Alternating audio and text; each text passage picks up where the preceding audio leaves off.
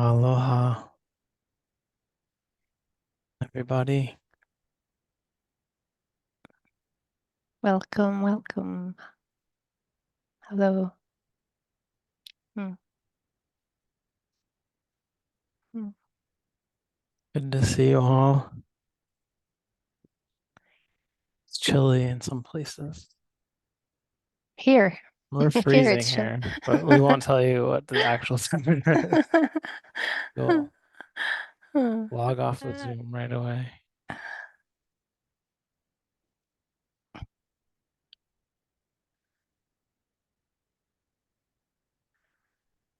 Take We a hope minute to look around the different pages if you'd like to see who's here. uh, hope we hope you're well. Mm.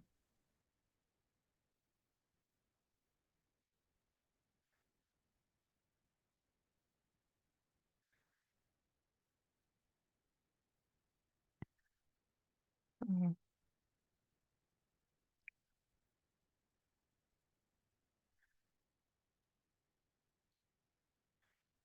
Okay, well, get started with our sitting this afternoon, evening, morning, depending where you are. Mm.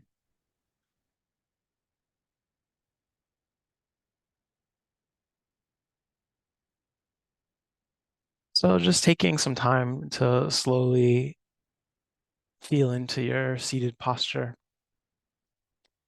Not needing to suddenly start putting a lot of pressure onto your mind, heart, or body.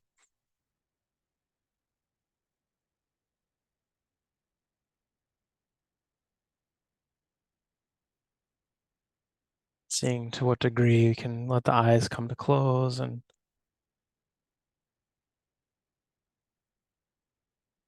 just slowly feel invited into this different orientation toward the stream of life that we are always experiencing.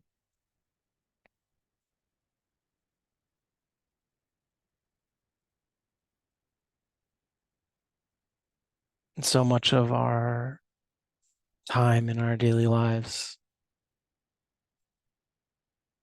the attention outward and toward doing, responding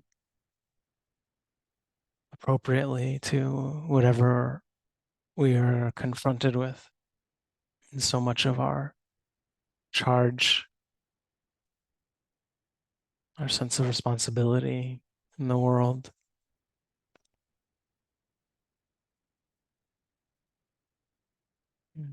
how powerful an exploration, of course, that is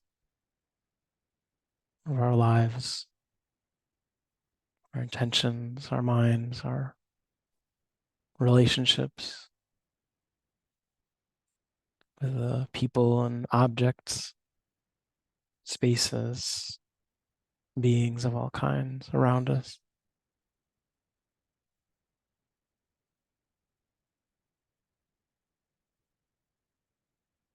And how fortunate we are to be able to take this time to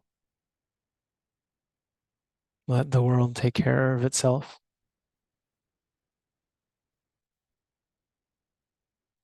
and to attend to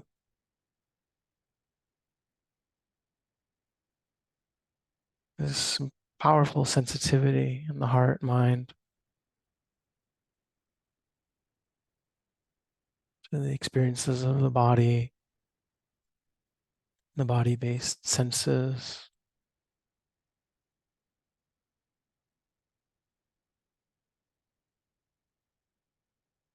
and all the various agitations and soothings and experiences of the mind itself.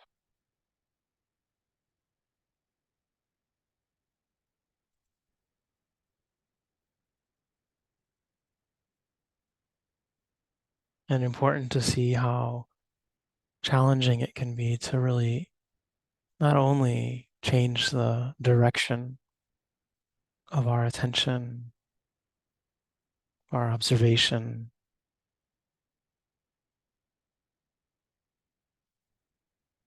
but also to commit to a very different process of attending to what we observe.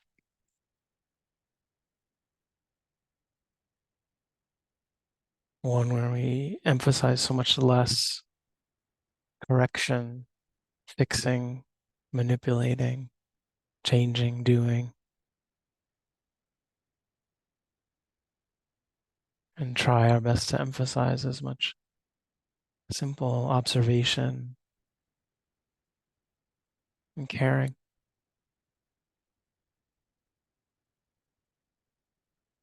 for every little thing that we observe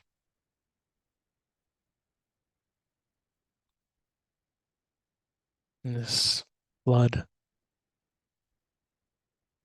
of phenomena, fabrications. The heart can be so overwhelmed by.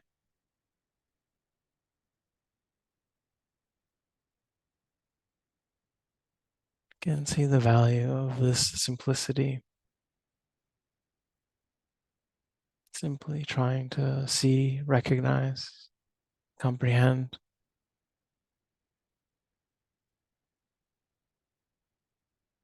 watching phenomena arise and pass according to conditions.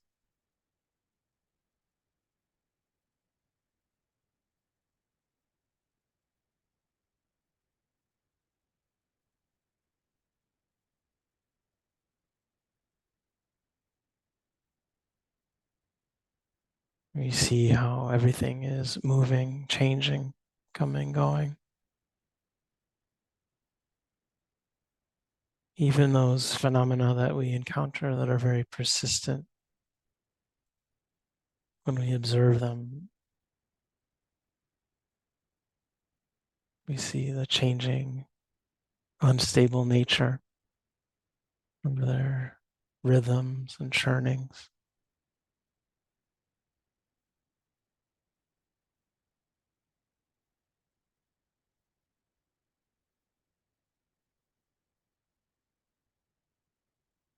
Even without directing the mind much right now, just we feel the body. We notice seeing with our eyes closed. Hearing is happening. Smelling, tasting can be more subtle at times, still present.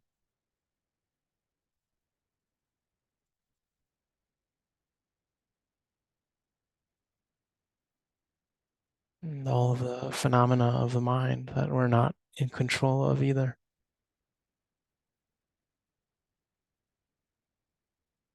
This current, past generated phenomena, these very deep, habituated responses, straining, wanting, offending, obscuring.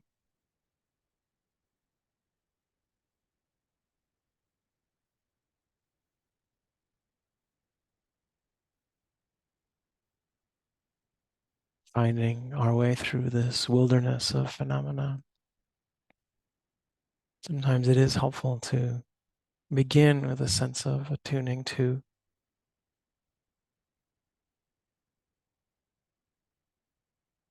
the basic quality of the heart, mind. Is there stress? Is there tension? Is there calm? Is there peace?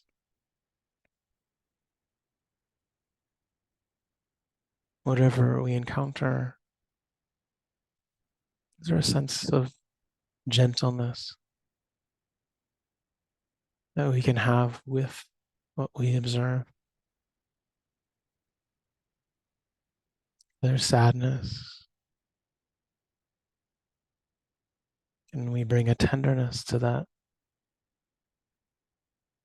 not to change it or manipulate it,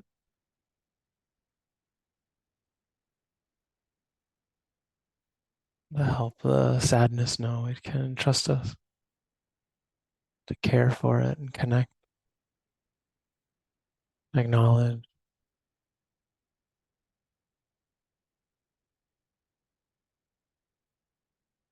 there's worry, there's gladness. Can we receive that tenderly,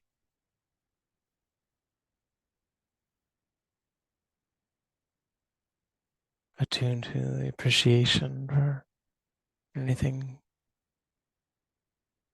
beautiful arising in the heart, anything pleasant?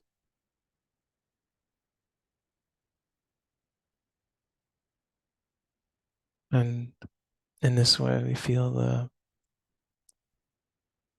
pleasant sensation of the gladness or tranquility or joy,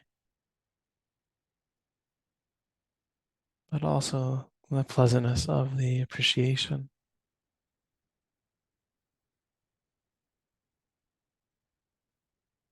Just as the pleasantness of the caring.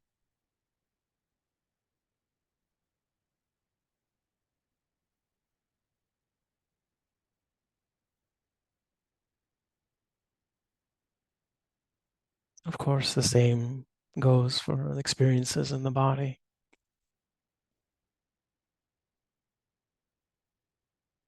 painful sensations, pleasant sensations.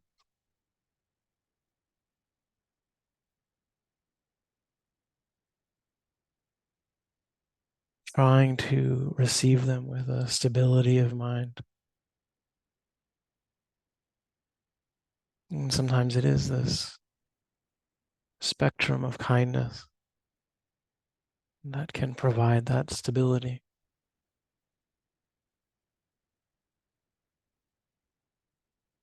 caring for the painful, caring for the pleasant or the neutral.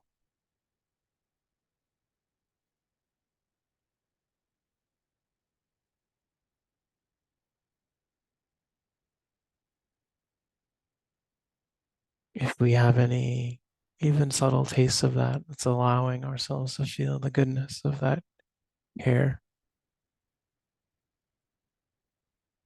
not in denial of what is painful, not engrossed with that which is pleasant,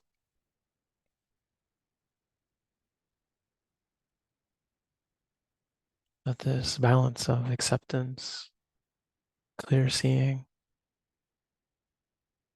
and tenderness,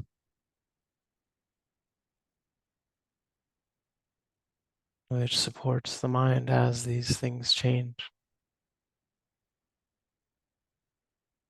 Phenomena in the body changing, phenomena in the mind changing, new thoughts, new impressions, new ideas, new worries, new excitements.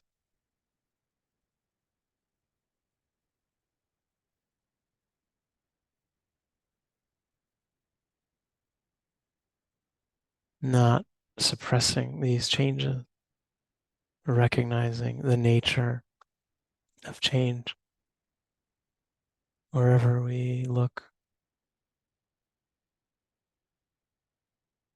but seeing how some kindness in the heart can make that change bearable, can make the heart feel capable of connecting to the birth, life, and death of whatever we come into contact with.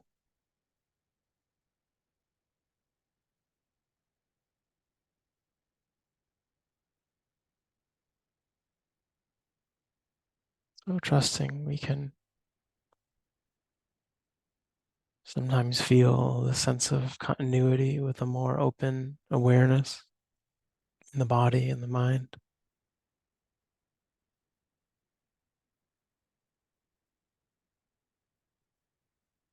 Other times it is helpful to narrow that field of attention, perhaps just to the body, where the hands are touching our knees,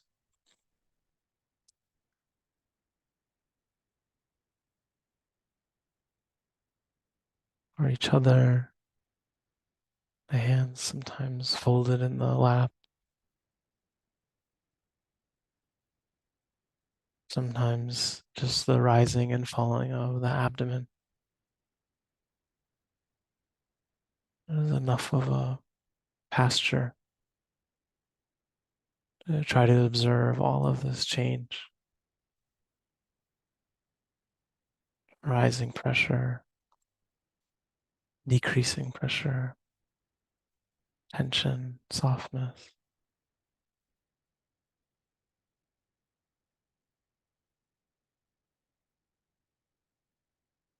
Just trusting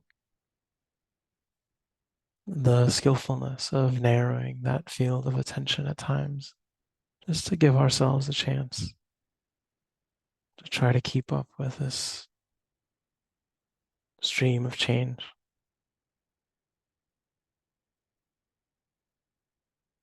And when other phenomena call the attention, sounds, sights, mental, emotional experiences,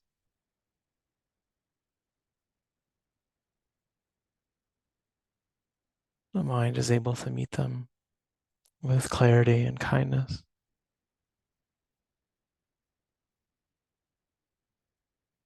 This dexterity of beautiful attention,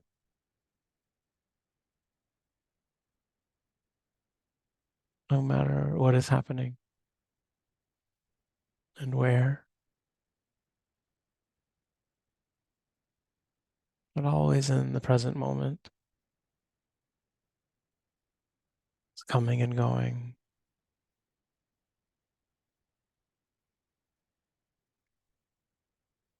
changing, moving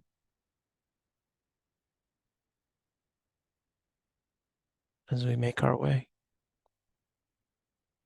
as best we can.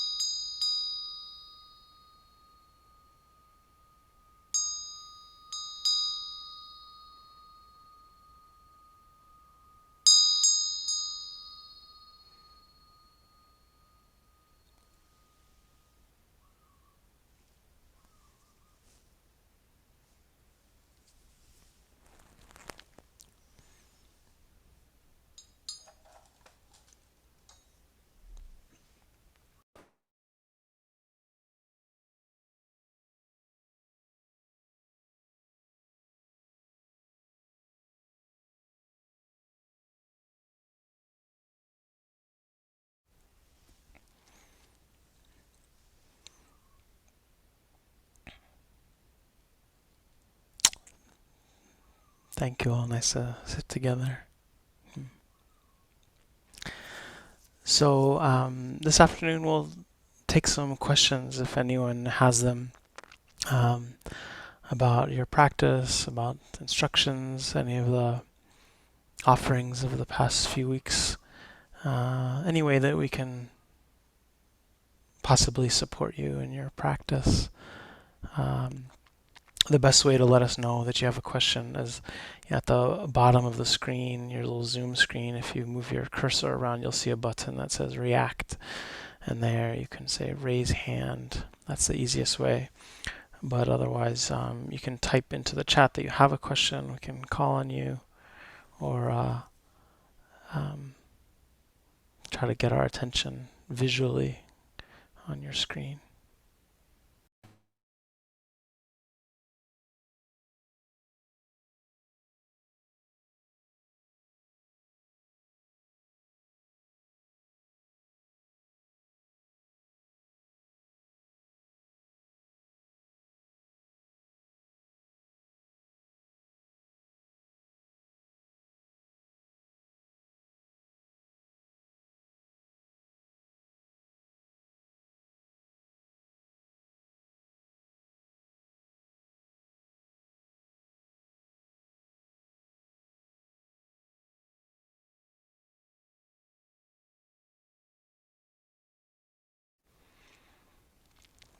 Hi, Kate. Hi. Um, I think I have a question around. Oh, I don't know what this question's around, but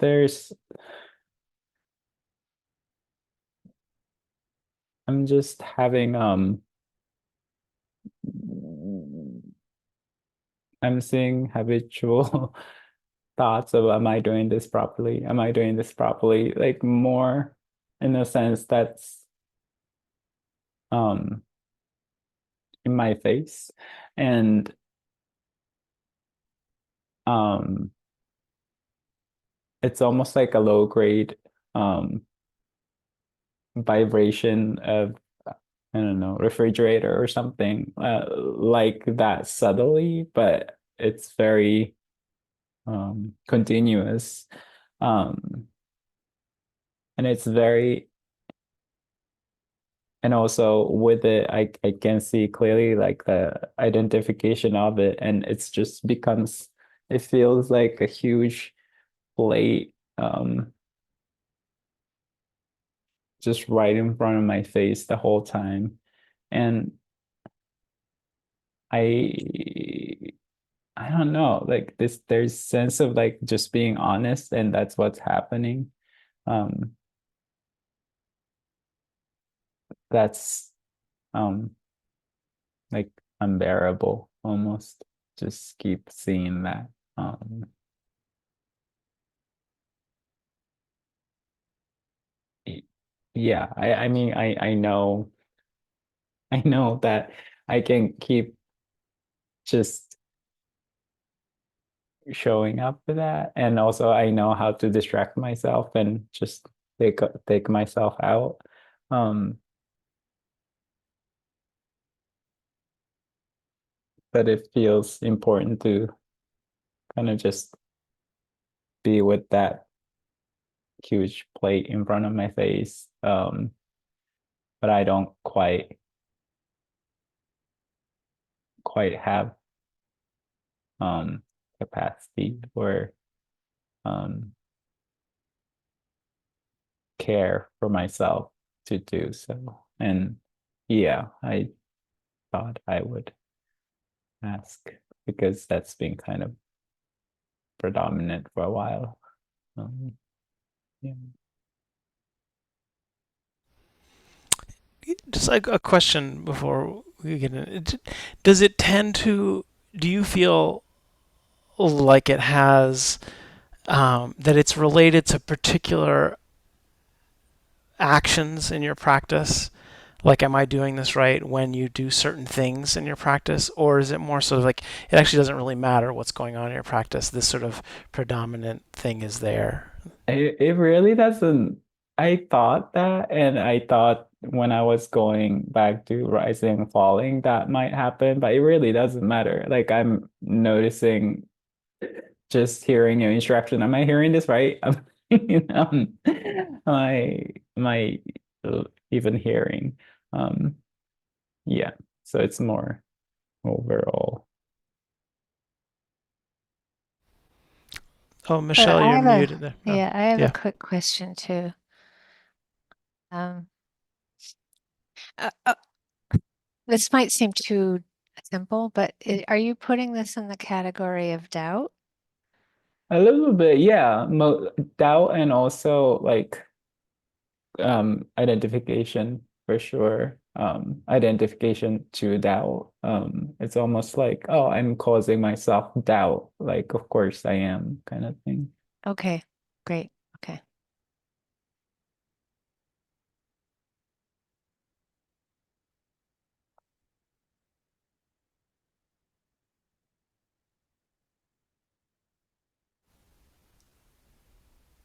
Hmm.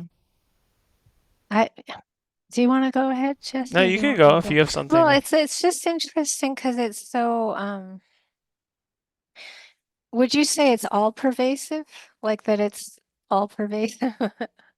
It it has that much tentacle. It feels like it's very, yeah. Okay. Um,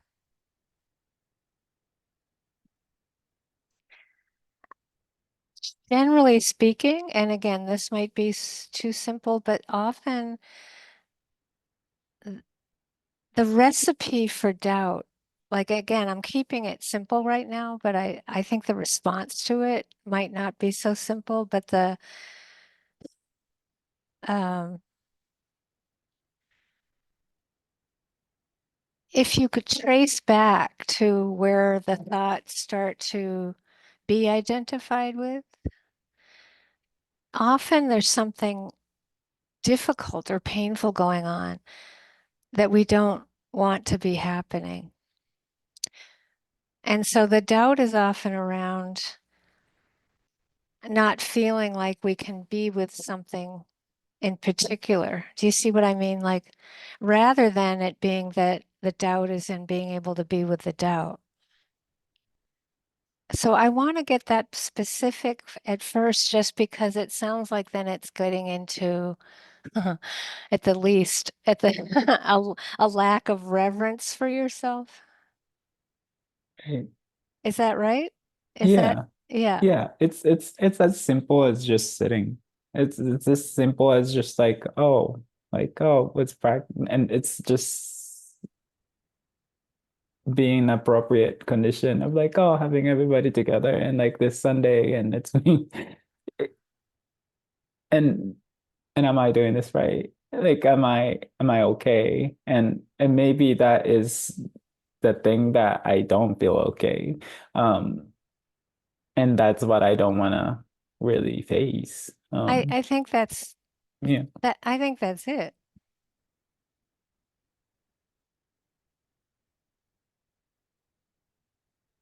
Does that, I mean, sometimes it can be that simple, Yeah. right?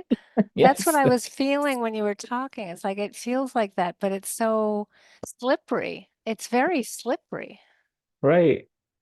And yeah, and there's definitely like honesty part I've learned through this practice that's like so painfully honest. And I think I have that quality in myself already, even before practice, but that that's becoming more and more painful. Um, and I go with a lot of humor, a lot of playfulness, a lot of, engagement with others for sure. And there's part of, yeah, that's just like, oh my God, it's just it's just in my face. Like that painfulness is so in my face that I have to identify. And I have to like um resist. And I had to do all the preemptive strikes and all these things. And Yeah. Yeah. Oh, it's so vulnerable. Yeah. It's so vulnerable to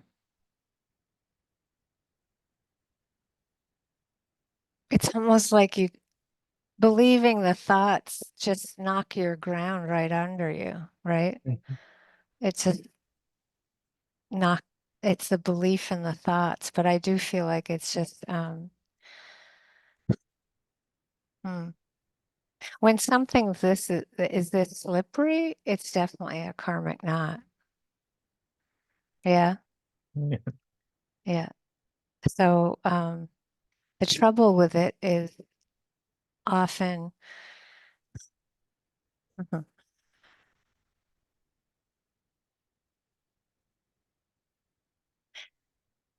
My favorite thing that U Pandita said about doubt was that it just you can't take the medicine. Like the doubt, believing those thoughts that you can't do it right, then prevents us from actually being able to find a way to be with it, right? Like it's like a spiral down. Yeah. And so I'm just wondering, I mean, when you try something like metta or compassion, what happens? It, I think,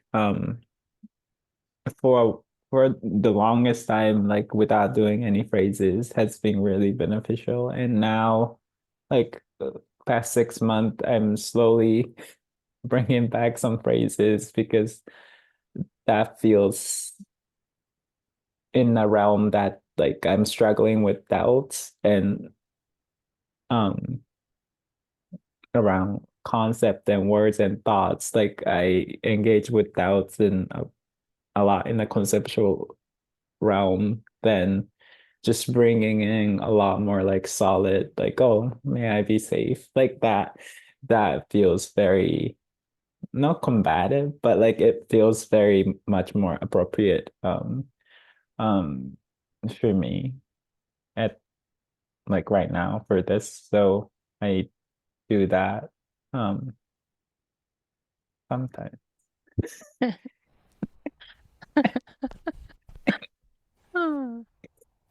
Well, sometimes it takes a lot of different things, but it seems like the level to which it almost like the deception, it's almost like such a self-deception. It moves into such a self-deception that any kind of feeling of well-being would be the medicine. So I don't know if that the phrases or like just a general feeling of caring or, however this is happening, just kind of finding a way to get um, it has nothing to do with doing it right. Yeah. Yeah. It doesn't, it's too big. It doesn't have a sense of, to me, of you ever being able to do it right from this kind of pervasiveness. It's much more like somehow you have to get that off the table and just care about your being, right? Right. Yeah. Yeah, I think that's where I'm like really karmic knot is that like can, can I take that out? Can I take that off the table? And I'm having such a hard time. Well, yeah, but like I have to care for myself well. Like yeah. So that I think that is the very tug of war kind of You like you might call it um, in the realm of perfectionism. yeah. Yeah, yeah, and it's so again, it's just like outwitting it is the only way you can outwit that is with loving kindness or compassion, ultimately. It's like um, it's the old unconditional, right? The whole point of the unconditional is that no matter what, it's like no matter what, even if you didn't do it right a billion trillion times, the metta is the loving kindness, the care. It's finding that it can be a simple reverence for life itself. Yeah. And I'm not saying it's easy when you're caught in that. It's like, I'm not at all implying that. I think that it's more attempting to keep it that simple in whatever way you can. I, I just feel like this so much of a lot of our conditioning is that level of self-hatred. Like it's just that level of self-hatred for not being something that we think we should be. It's so painful. And you see, like you see over and over again when people get old and they cannot do the things that they do that would make them feel better about themselves, then you're still stuck with this problem. Mm. And that's what's hard, like a culture without this kind of care and understanding that the care um, that your goodness is not dependent on doing it right.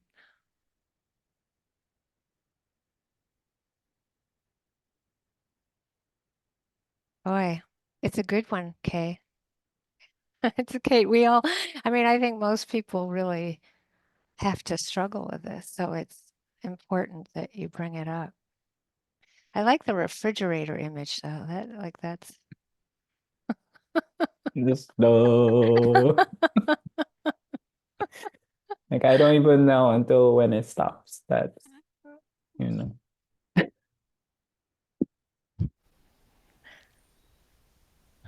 I think I just want to add, like, that it does have the feeling. I mean, so you can the idea of a karmic knot, but like it has the feeling of something very core, right? For considering if you don't have a core, that this is like a core, like entanglement, right? And that's very powerful, and that's amazing, right? That this feeling that you are finding yourself face to face with this core, essentially defense mechanism, right? That your mind, heart comes up with to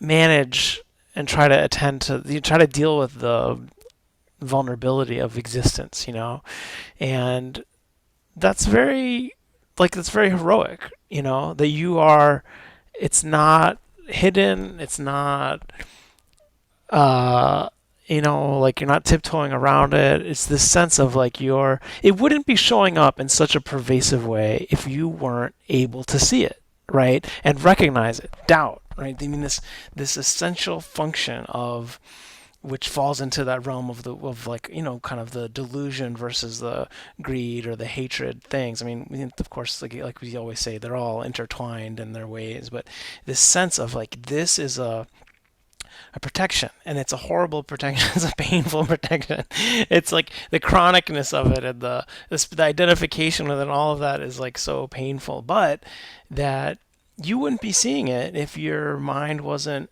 capable of seeing it, right? And that's incredible to give yourself the credit of that honesty, right? And that purity of what you're seeing. And it's like, wow, this is all the time. Or very persistent, right? Very repetitive, very, has that drone kind of quality until, like you said, sometimes it clicks off and it's not there. And so that that it's not, you have some experience of it's not real, it's not consistent, it isn't solid, it actually does change. You can see it, come and go in smaller bits, So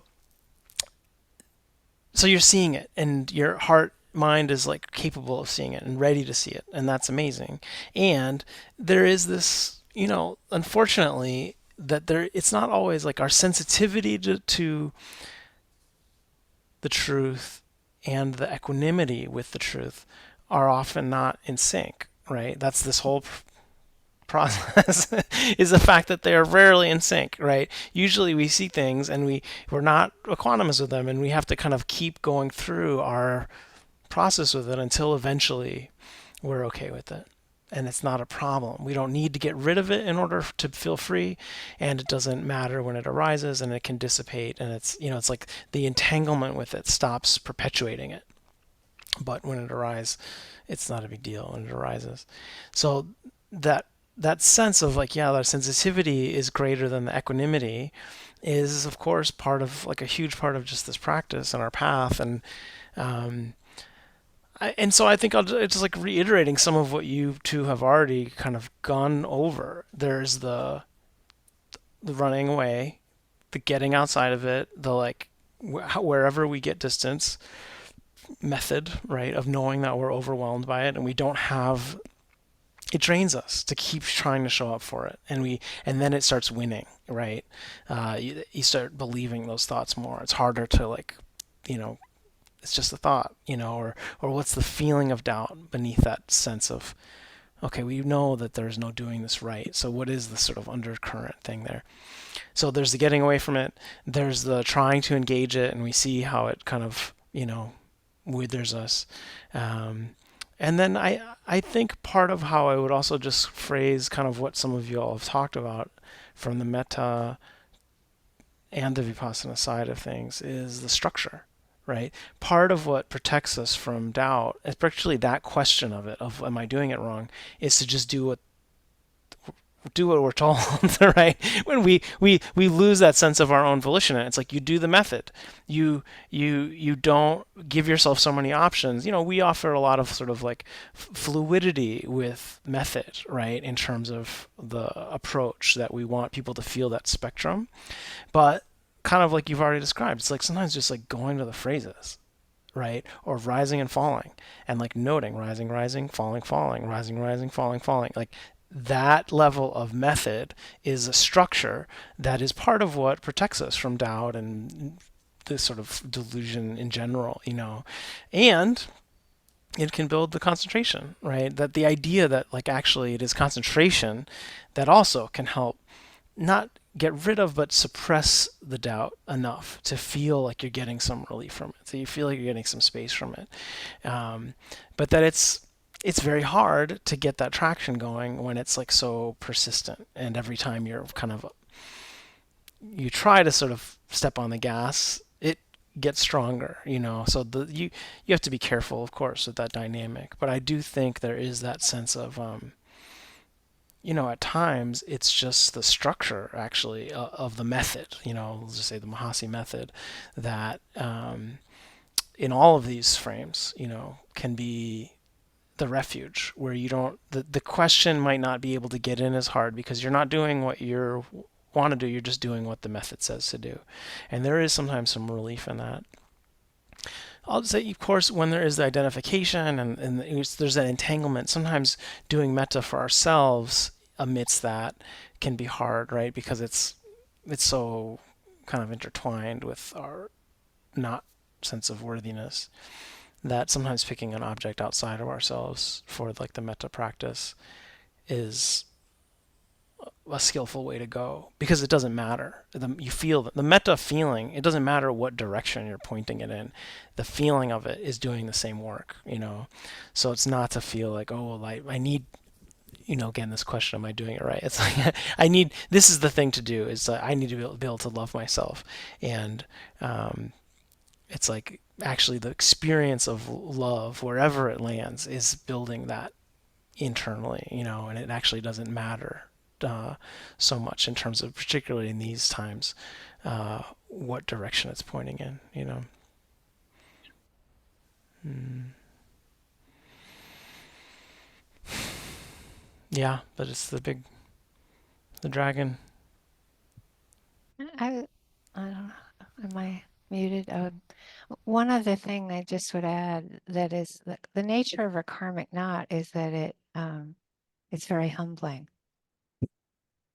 It's just very humbling because it's the nature of it is to feel like we're getting defeated by it.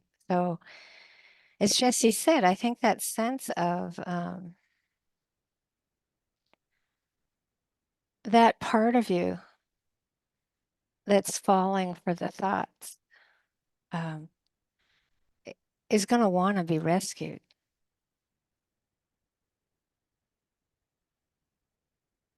Oh, yeah. I think that unconditional part, and or like meta, like doesn't matter where I'm sending it to, or the point of actually bring calling up meta is important because I cannot rescue myself. I feel so drawn, like, but Right. I feel much capable of like, oh, extending help and like really offering something as close as like giving. I'm good at giving people a lot of space and time, and that the comparison of how much grace I don't have for myself and how much grace I could give offer to other people is it's so depressing. And and in the practice sense, oh yeah, like can I actually value the fact that I can give up people a lot of rain checks? Like, can I take that goodness towards myself without being able to give myself rain checks? That's very difficult thing, but I think there's the bits by bits I can do it.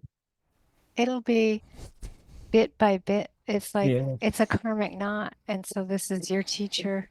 And it's like you learn from how you're doing it with other people, right? And it's the resistance to yourself that's so painful. Yeah. Mhm. And so it's just I know this karmic knot really well. So I think it's just I can encourage you that it's sometimes it'll just nail you again. And that's what's happening. That's why I'm saying humbling. It's humbling when it nails you again. You know, it's just like, what is, how can this be, right? Like you can't believe it. And, but that's the part that actually wants more metta. So it can't, in some ways, if you take that perspective, how could it happen any other way? Meaning, if this is the karmic knot, right, the karma, and that the resistance is so strong, then it's just going to eventually build up and nail you until you finally um, do a bit more. Yeah, give myself a grace just a little Yeah. bit. Yeah, I mean, yeah. that's like you said, the grace, the rain check. I mean, it's like you think about these parts of ourselves as like so vulnerable. And in that sense, you can think of it as young, and that it's like you just imagine yourself with a child who's trying to learn how to do something, and just how painful it would be if they were like, so anxious of like, am I doing this right? It's like the degree of anxiety that a kid would feel learning something new, drawing or whatever, so, and it's like, is that sense of care to compassion to just like how painful it is, right? To see a vulnerable being in agony about feeling like that pressure that it should be doing it right.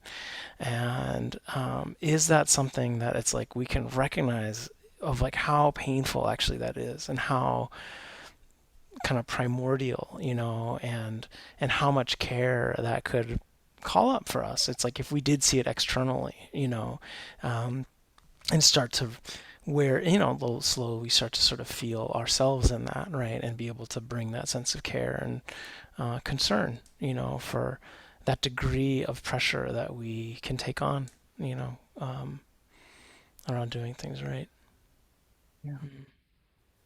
We think you're doing it right. I think you're doing it right. We know you're Thank doing it right, Kate. Yeah, it's awesome. thank you. Mm. Marina, I saw this question of yours in the chat. Do you want to say more? I don't. It's not like it's. I'm sure we know essentially what you're talking about, but if you'd like to say more, you can add to it.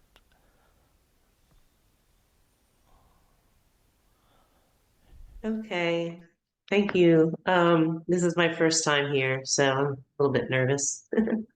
Um, I've been following your Dharma Seed talks for a long time, but I haven't had a chance to be space. So, well, this is just a question that's been coming up with some friends about, what's going on in the world. And I just got through the hurricane in North Carolina, and I'm a refugee from that. And so we've got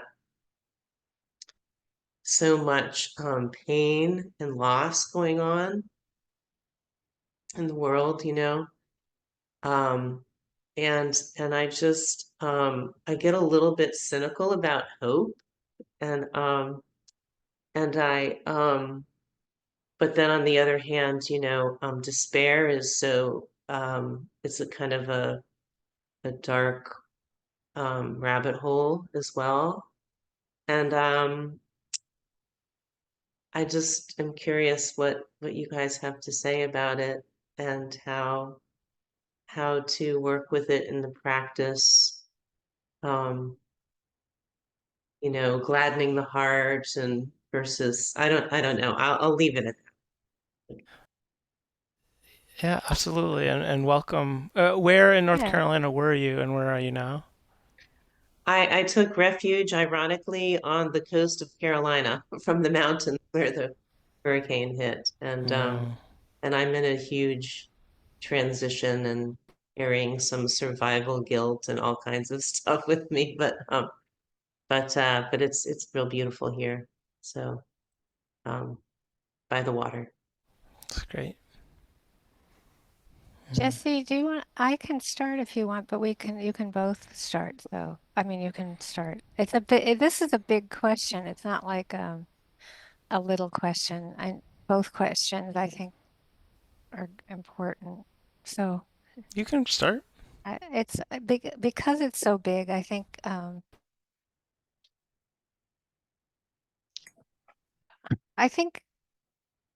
we like to break it down individually because my experience right now is that people are individually responding to the times very differently. And so is the kind of grief and and the pain of it and the kind of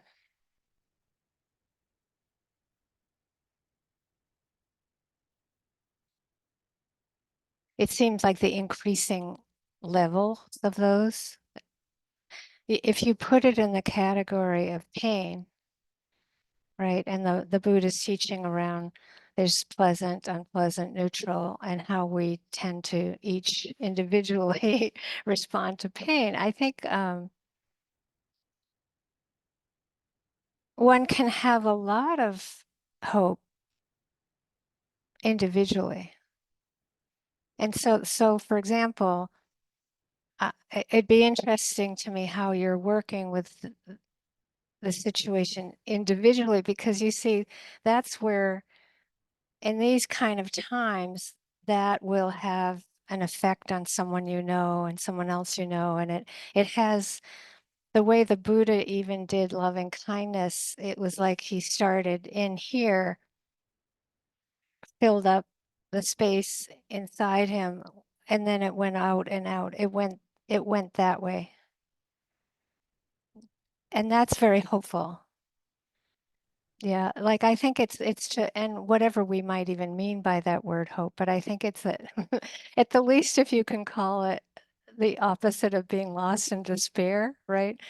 I mean, it's if you think of anything other than being identified and lost in despair, then any way that we feel that we can get courage to move through things, right? The courage to move through this no matter what happens. So I think that no matter what happens is very important. The courage to keep going through this no matter what happens. I would call that the most hopeful, is that courageous energy, and knowing that if we rest enough, so much of it is no matter what, it's like how do we work with pain? And I would say that most of the people that I know that I'm bumping into or talking with, are at their limit. Like I find that, people are sort of shocking me almost with a level at how they're not able to deal with the news, or, they've had it, right? And that's the rest. I would put that in the category as it is in the rest from the pain as much as one needs to, because the courageous energy is energy. It comes from simply getting enough rest to be able to connect with the pain. And so even when you call the survivor guilt, which I have with my family, never mind with the world, but you can see there are so many places in the world right now that need people outside of these areas to, again, rest enough to have the courage to stay able to witness, right? Even to witness. So keeping oneself individually spiritually strong, I would say, is one of the most important things right now for everybody to see, that the task is to get stronger spiritually. Our task is to do what we can to not get knocked down so that we can't have the courage to keep going with our values, right? But sometimes it takes a rest. So you're taking refuge, you're taking a rest. That's essential, because it's the basic thing. If you're drowning, you can't help anybody.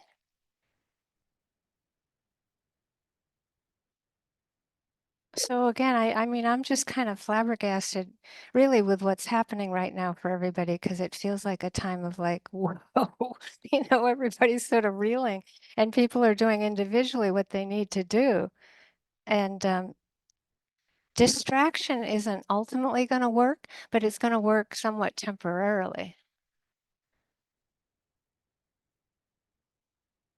It's if you meaning that you need enough neutral. If it's the same with how you work with pain in your body, pain in your emotional world, pain in your mental world, pain in the outside world, it's all the same. It's all the same method, which is to get enough spaciousness, or the Brahma Viharas, or some way to be able to get a relationship with what's happening when it's not going our way.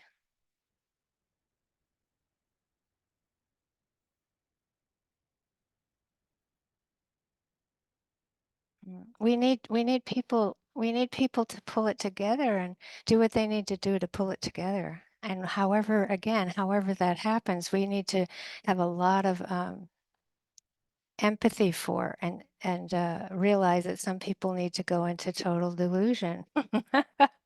And I'm laughing because it's true. Maybe some people are like just watching TV all day. I don't know.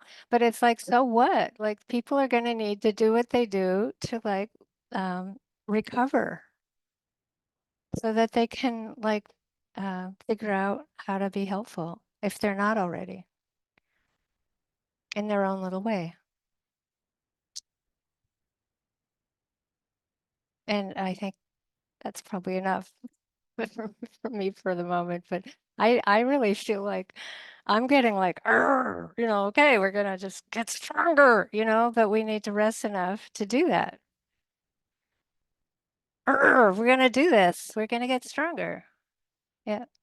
Doesn't necessarily mean we're gonna have our way all the time, but we will get stronger. Yeah.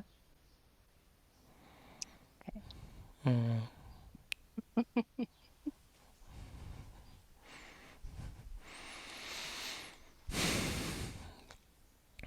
I'm not sure I have too much,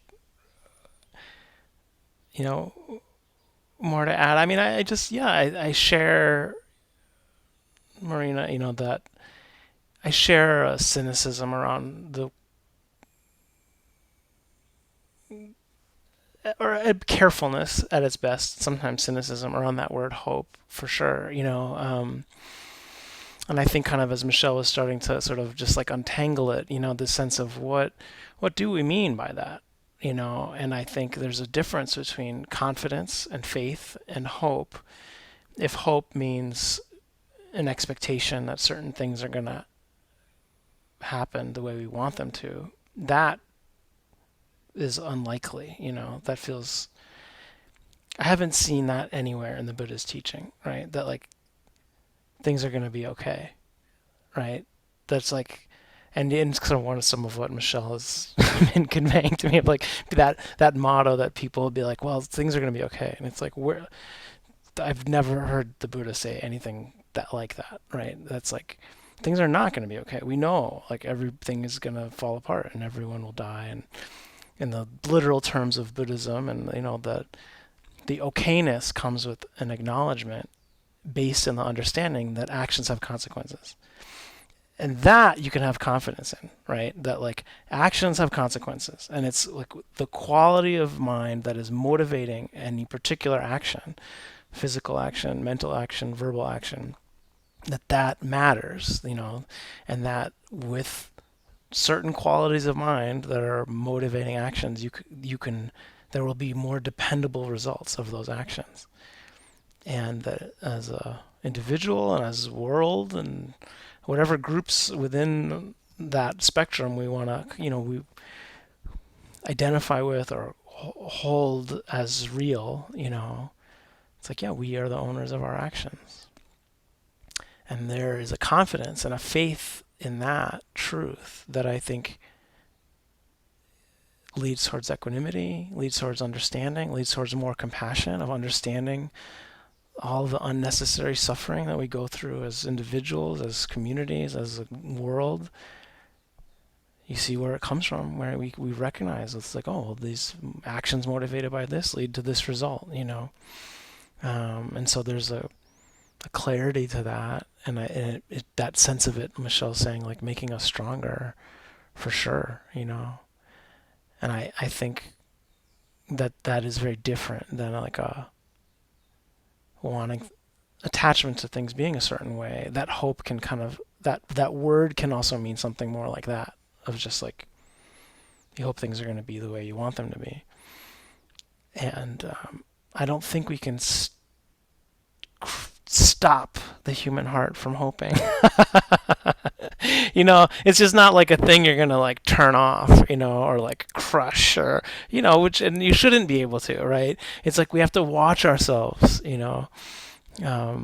go through this like, oh, just wanting this result and wanting this to happen. And sometimes it's satisfied and often it's not. And like the pain of just wanting things to be the way we want them to be.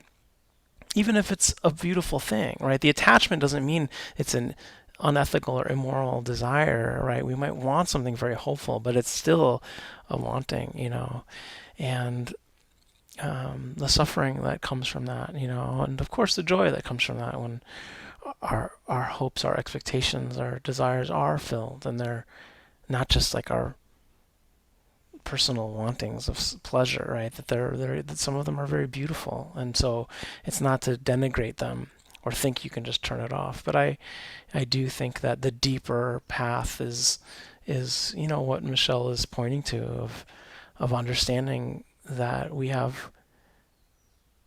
there is a lot of power we have individually, collectively, and in different formations, and and tons of responsibility. And so being honest about that, and trying to be a part of the goodness in whatever small or big ways that is, certainly feels important to, like I was saying last week, of just this sense of like, imagine if all the people trying to help weren't trying. Imagine how bad it would be, right? It doesn't have to be about the expectation of a certain end goal or end result or fulfillment of a wish that we may have for the world.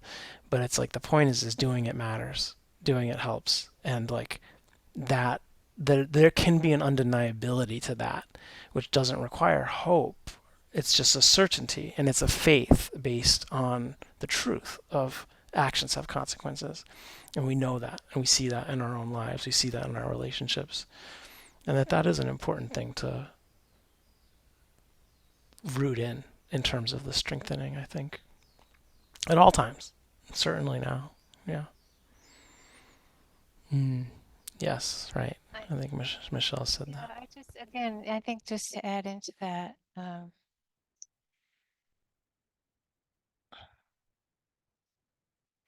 that non-attachment to result doesn't mean that you don't work hard. It's like wanting to work hard to be free from hatred is is a good thing, right? It's a worthy thing. It's a no, like the Buddha called this a noble path, because it's like it's actually hard.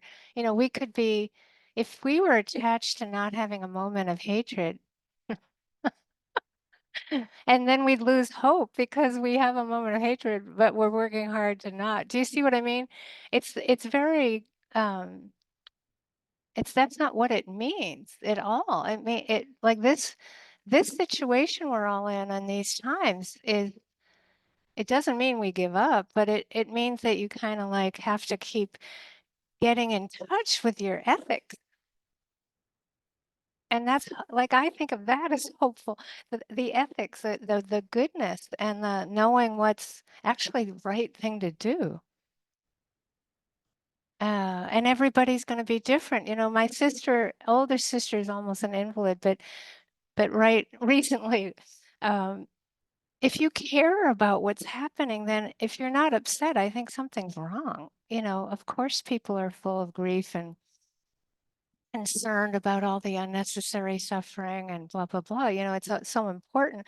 But she said that she wishes she could be an assassin. Like she'd really like to assassinate who she wants to assassinate.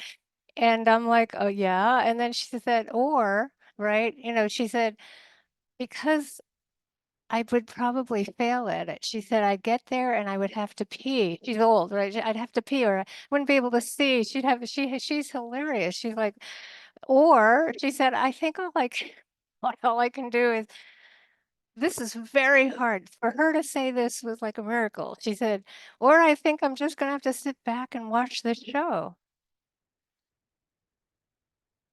So she's got these two choices in her mind right now of what to do.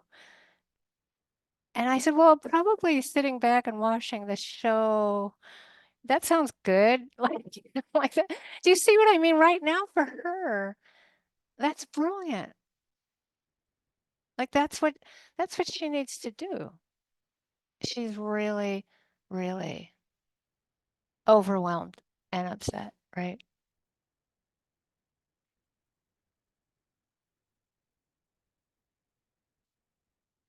So what I'm seeing again is that everybody kind of needs an individual refinement of moment to moment response, because I noticed for myself that I'm very changeable. It's very changeable how I'm doing within the course of a day with everything. But I'm 100% sure that it's our responsibility to get spiritually stronger right now. I think that's the karma. I think it's the kamma. I think that you can understand why the Buddha described getting liberated as a battle. You can understand it better as a battle between the forces of great hatred and delusion and the forces of liberation and kindness and wisdom. We like peace, you know, liberals like peace. We want peace. And the peace has to come, the good news for us in the Kamma is that the peace has to come from the inside, and then the appropriate, as Jesse says, the appropriate action motivated by kindness, motivated by care, motivated by wisdom. And that's our job description.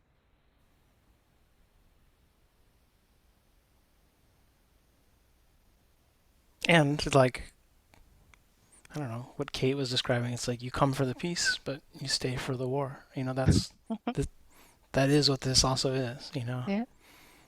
And that's like the long haul.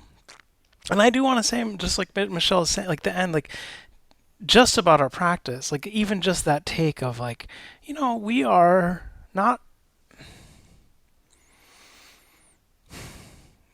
folks who sit with us, and it's like that we put an emphasis on like total liberation, right, and like the arahantship and full enlightenment, and that this is possible, and that if you've had one experience of peacefulness with something very difficult, then you recognize that it's just a matter of training to do this with all things that can arise in the heart, mind, body complex, right? So this sense of like that ultimate goal of total liberation is certainly something we have for ourselves, that we encourage for every one of our students and people we work with, and it's like it's not hope. It's like it's going to be based on our actions. It's like we will get free if we like put in the time. And if it doesn't happen in this lifetime, because there's the part of it that it's like, okay, well, we'll take responsibility for whatever amount of energy and time we were able to put into this, and that is one important aspect. But also that like we're coming into this lifetime with, right, however many billions of lifetimes of complexity, right? And that the conditions we are encountering in our own practice in order to become totally free are unfathomable. And that whether or not it all gets untangled in this lifetime is irrelevant to the determination to get free and the motivation of that and the pursuit of our practice with like full effort and integrity, even when that means like backing off and resting and not looking like our formal practice, because we recognize that we need to pace ourselves. And that's actually the best way through, is not just burning everything down, right? That it's actually like a slower, more patient process than probably we can even fathom. But I just felt like it's important to say that other side of it, in terms of just the path of liberation for us individually, that again, it's like that's the place where it's like you see that we're the owner of actions, and that we're encountering conditions that are very complex, and that this process doesn't happen on the time frame and scale that we may long for and hope for. But that doesn't have to say anything about, it doesn't have to shake at all any faith or confidence or determination we have in the path ultimately. Yeah, Buddha's message is meant to be reassuring. The reassuring is that the end of suffering is possible. The end of greed is possible. The end of hatred is possible. I mean, that's what we're suffering from right now. The result of people's greed and hatred and delusion. So like that's why it's such an interesting thing. He taught the end of that. That's very reassuring and in its way hopeful. But it's about the end of greed. And that's what's so powerful, because it's so noble, because we can see that greed it causes so much suffering. We're seeing it big time. And it's very disappointing for sure. But it also can be very motivating when you recover bit by bit. Each of us is going to do this in our own way, and it's important to respect that in yourself. Everybody respect how they're responding, and other people how they're responding. Some people are binge watching The Diplomat. Who knows? Everybody's doing what they're doing to like cope right now. From hope to cope. Thanks, everyone. Yeah, really good to see you all. Take good care.